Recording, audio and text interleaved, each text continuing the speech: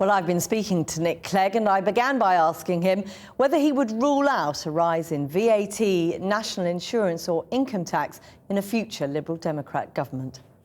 Our plans do not include VAT increases, income tax increases or national insurance increases, or indeed increases in corporation tax. So it depends whether whoever you're in coalition with buys your idea, buys this nice idea. No, it's much more than that. It's what we've done in this government. In this government, we have... Sorry, I'm talking about the specifics of no rise in VAT, income tax, national insurance. If I'm Prime Minister, if you have a Liberal Democrat in government, you don't need to raise any of those taxes, because we believe that by closing the loopholes, which only benefit the very wealthy, by slimming down some of the reliefs and exemptions given to the very wealthy, as we have done during this government, you can give people on ordinary middle incomes, because of the Liberal Democrat policy of raising the point at which you pay income tax to £10,500, you can give people big income tax on middle and ordinary incomes, but you ask the wealthy to pay a bit more. And that, why do I believe in that so much?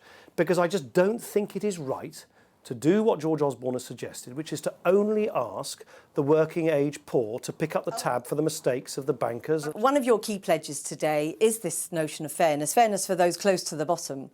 You know, just last week, a report from the London School of Economics says Britain's poorest families have suffered most under the coalition. So did you lose the fight for fairness in coalition? No, we have taken over 3 million people on low pay because of Liberal Democrats in government out of paying any income tax altogether.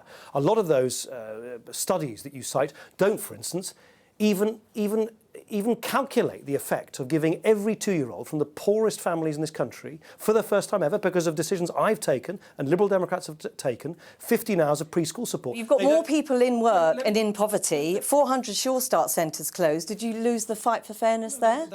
We've kept the money, actually, in place for Sure Start centres. We have actually added money to help those people who are facing the most challenging circumstances, as I say, by giving, for the first time ever, no government's ever done this before, preschool support to 2-year-old toddlers from the poorest families, because of decisions we've taken.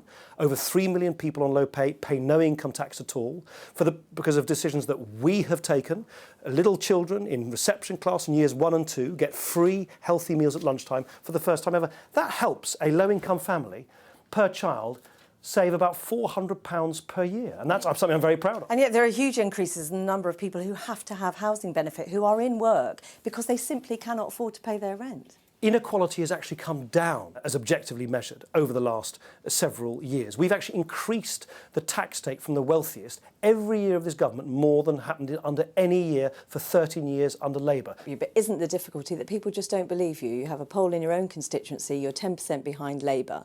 You are defined by your broken promise on tuition fees. Well, look, on tuition fees, as you know, it's the fairest deal I could get. We've actually now got more young people. But it was a broken promise. Look, I'm not Prime Minister, so clearly people can, if you want, criticise me for the one thing I wasn't able to deliver, or the hundreds of things: the pupil premium, better childcare, more apprenticeships, fairer taxes, in a sense, better that's pensions. A bit like a man who has an affair and then says to his wife, look at what I'm doing for you now, I'm putting the bins out, I'm taking the kids to school. It's the broken trust that can't be healed. It's an absurd thing to say. I am not Prime Minister. Everybody knows that the Liberal Democrats didn't win the election. So everybody knows that if you have a coalition, you make compromises. Have I heard an apology, or have you, from David Cameron for breaking his promise in not delivering what he said on immigration? Have you heard an apology? But it's a specific problem for you, though, isn't it? Well, let me finish. Have you heard from Ed Miliband even a note of apology for crashing the economy in the first place?